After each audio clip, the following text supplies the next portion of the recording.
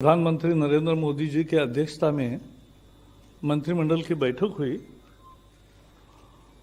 उसमें अनेक विषयों पर चर्चा हुई।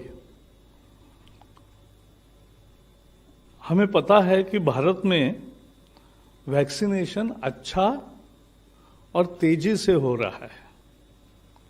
आज तक 4,85,00,000 लोगों को 4,85,00,000 टीके लगे हैं, डोसेस मिले हैं।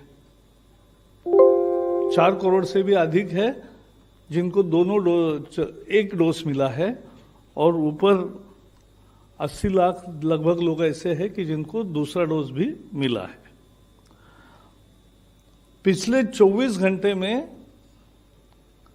रिकॉर्ड 32.5 लाख 32,54,000 इतने डोसेस कल 24 घंटे में दिए गए हैं।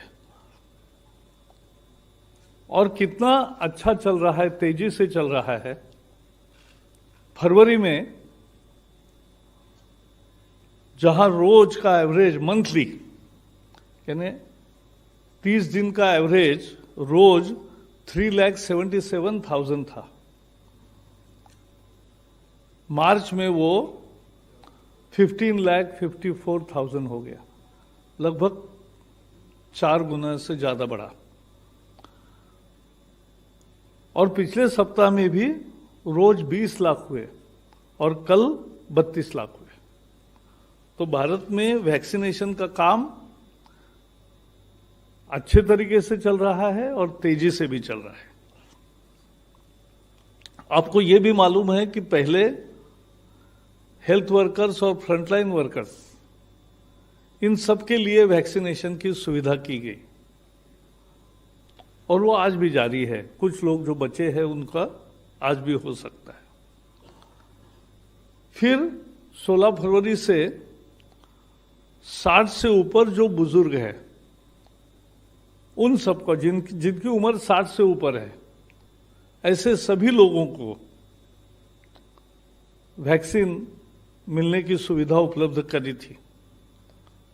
और 45 टू 60, 45 से 60 तक जिनकी उम्र है,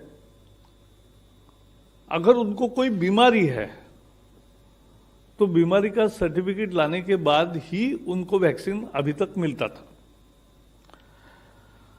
लेकिन जैसे मैंने कहा, आज मंत्रिमंडल के बैठक में चर्चा हुई और विशेषज्ञों की सलाह, टास्क फोर्स का सलाह और वैज्ञानिक आधार पर 2 फैसले किए गए।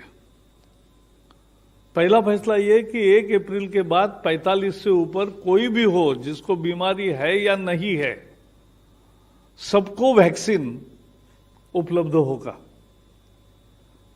So from 1st of April, anybody who is over 45 age will get vaccination even though he has no comorbidities.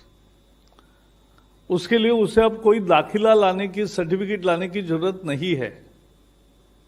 45 उम्र है उसको मिलेगा, 45 से ऊपर। तो ये एक बड़ा बेस के तरफ हम जा रहे हैं। और दूसरा भी निर्णय लिया वैज्ञानिक आधार पर टास्क फोर्स के सलाह से कि जो वैक्सीन के दरमियान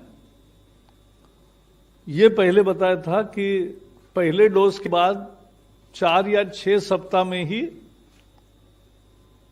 वैक्सीन लेना चाहिए, दूसरा डोज। लेकिन अब वैज्ञानिकों ने पाया है कि कोविशील्ड का डोज